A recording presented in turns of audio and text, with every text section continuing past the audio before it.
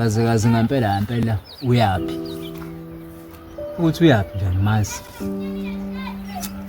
Yaze ngazi. Ubekwa yini ngempela? Nakuba ngibekwa yinyawo.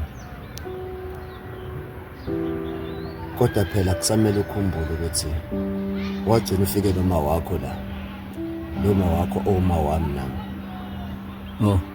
Saqhubeka nawo nalowo mazwi ukuthi mina ngiyiveza ndlebe. Kwakuhle ukuthi uyazi. Uhamba nini vese la ekhaya? Oh. Yangixosha la ekhaya. Wanakho mina ngiyiveza ndlebe. Angikuxoshi ngiyakubuza. Ingempela usaqhubeka nawo lamazwi kababa wakho ukuthi mina la ekhaya angeke ngize ngishise impepho ngoba nakho ngiyiveza ndlebe. Wena uyazi ukuthi nje la ekhaya awudingakali nami futhi angikufuni nje. Ngisho ngikubuka nje vele ukuthi angifela amathe. Ufuna vele uhambe nje ngoba even ukushisa impepho awubi khona. Ngoba ngeke uzuyithinta wena impepho la ekhaya. So nje ngicela ukuthi bangabe kusekuseni awusekho la. Hayi, kwanzima ke bo. Yazi ngathi uyakhohlwa wena.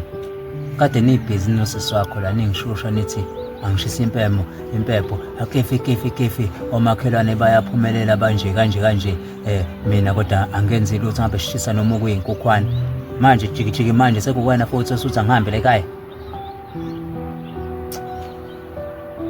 Ya, kuzomela uhambe. Kusasa futhi ngingashoni nje ula ekhaya. Ayike. Ngoba sekuqedile bengikuzele. Ngezandlebe lakithi. Ayike. Zobuye ngikubona.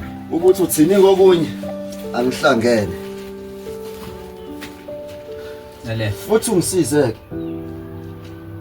Yeah. Kona le ngane yakho le hambe nayo.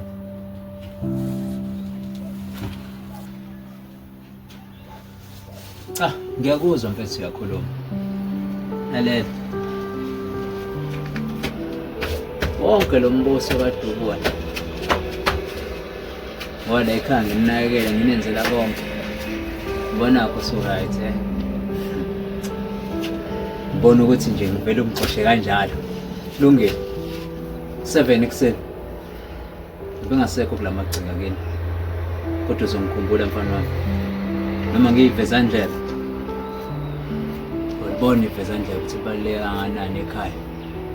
Made lithandeka linosizo nayo yonke into. Lungile mfethu. Zambe magcinga.